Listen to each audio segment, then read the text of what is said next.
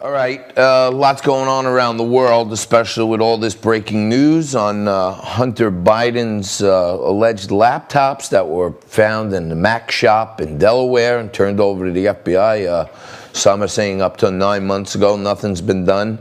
The New York Post starts feeding it out, and all of a sudden, the major social media platforms expose themselves for what they are, and they start blocking the news. Now it's been reopened, and the depths of what is being reported seems to be like either a major overlook by all of our intelligence agencies, or Hunter Biden, world-renowned crackhead, was one of the most evil geniuses avoiding prosecution and intelligence in our country for years. I doubt that one.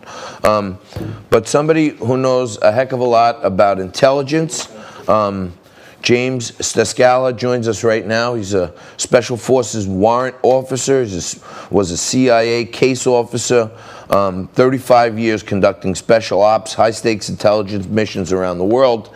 And there is a new book that you're out with, James, from what I understand, A Question of Time.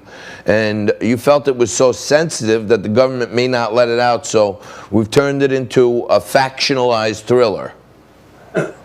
Faction is what I call it, yeah. I've got a lot of experience with the pre-publication review process, as it's called, which is where the Department of Defense or the CIA takes a look at your writing and decides whether or not you're giving away the keys to the kingdom. So instead of writing true stories, I came up with a new version and call it Faction. It's a mix of fiction and faction, and I leave it to the readers to figure out what the difference is. So you take a little bit of poetic license, but most of the times and places are changed. But the general overview of what was happening in missions that you saw and led and acted in are kind of like real life recountings. Yeah, it's a mix of missions across the board. The things that happened did happen. They may not have happened in the context that I put them in, but it's sort of like I want to tell the story of what these guys are capable of, the American Special Forces, how they work as a team. Not so much an individual thing. I know there's a lot of books out there that show one guy, but it's really a team effort. So that's my motivation. I get it, and it's great that we can get an inside look at this stuff. I would encourage my audience, if you want to know more about the inside scoop on some high-stakes intelligence and special forces stuff, go out and check out A Question of Time by James Stejskala. And let me ask you this. In my lead-in, I was talking about how if these Hunter Biden laptops are true, I believe they are, and the FBI hasn't denied it, Director of National Intelligence hasn't denied it, and the Biden campaign themselves haven't come out and said these are fake. How could our entire intelligence apparatus not realize that the vice president's son was running what looks like an international kickback scheme? I don't know that it's been verified as of yet, so I'd be pretty careful with saying that it's been verified. The Biden campaign has said it's not true.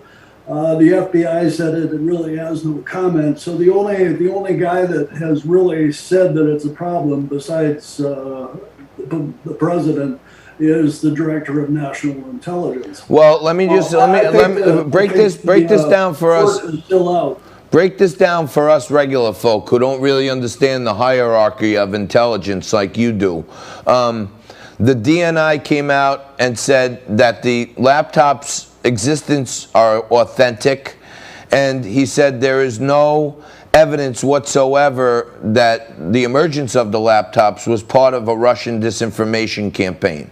At first, Director Wray at the FBI said that they weren't sure, they weren't commenting.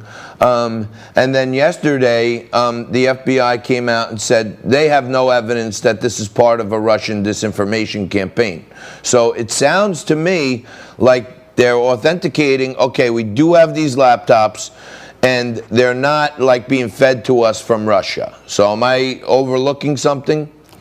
I think a few people are overstepping. The fact that they have no evidence doesn't mean anything. It just means they have no evidence. So it could go either way. Whether or not that's actually Hunter Biden's laptop, I think requires some more authentication. I'm not disputing that it is his laptop. I'm saying there's not evidence as of yet, anything I've seen that indicates it really is. So I think a bit more time is warranted. And I think we should keep it out of the political realm until that fact is verified or not. I mean, let me just ask you, were you one of these heavy-duty deep state guys, or do you think you're objective on this stuff? Because when you say keep it out, when you see keep it out of the politics, if the man running for president has his son being a cipher for a funnel of funds from all countries where he was running public policy, I'm sorry, but I feel like the people who are going to vote should know if that's either true or false. Yeah, but until it's actually verified, I think you should not make any comments about whether or not that is the case. The DNI said at his confirmation hearing that he was not going to turn his position into a political podium, and with this statement, which is neither verified nor denied, he has done so. So, especially in these weeks before the election, I don't think it's appropriate.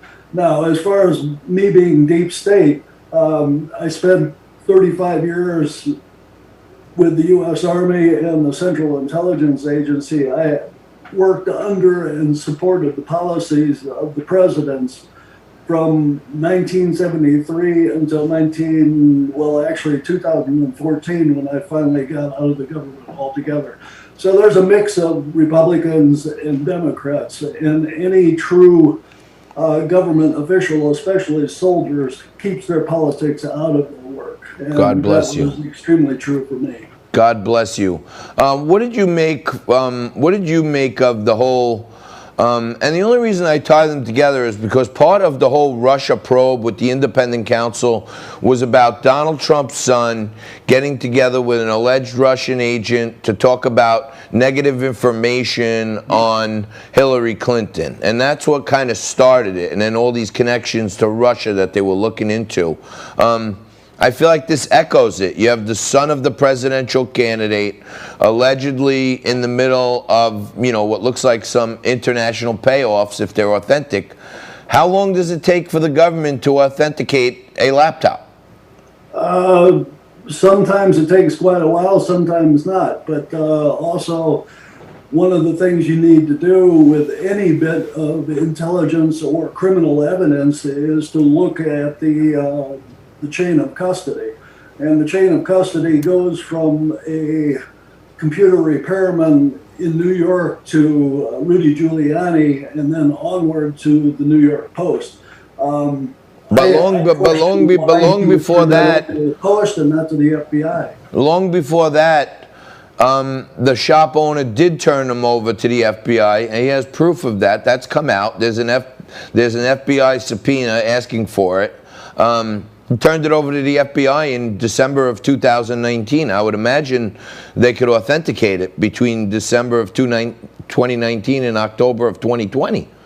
I imagine they could, but have they said anything other than they have nothing to add? Have they confirmed it or denied it?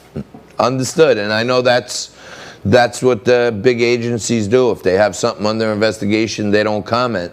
But I think it's kind of tricky right now with a presidential election coming up. I wish they'd say, hey, you know what, these are a fraud, or say they're authentic. And I think that would make people add another component to their thought process in voting.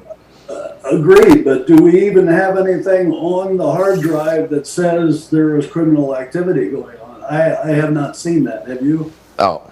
Well, I think there's money laundering. I think there's circumvention of the OFAC rules when the mayor of Moscow's wife is on the OFAC list, and Devin Archer and Hunter open an account where she wires money into it through a couple of shells. Yeah, I think that's money laundering, and I think I've seen plenty of guys with vowels at the end of their name get dragged out on a line in sweatsuits because of similar things like money laundering, and I would imagine it's pretty clear.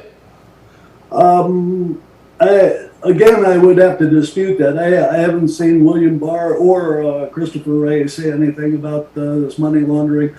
From what I've read, Hunter Biden was not even on the board of directors, or was not, I'm not sure, in the corporation to benefit from any money. Oh. And they say there wasn't, the Biden group says there was not any profiting by Hunter Biden. Understood. All right. Well, James, thank you. I want everyone to go out and check out his book, A Question of Time.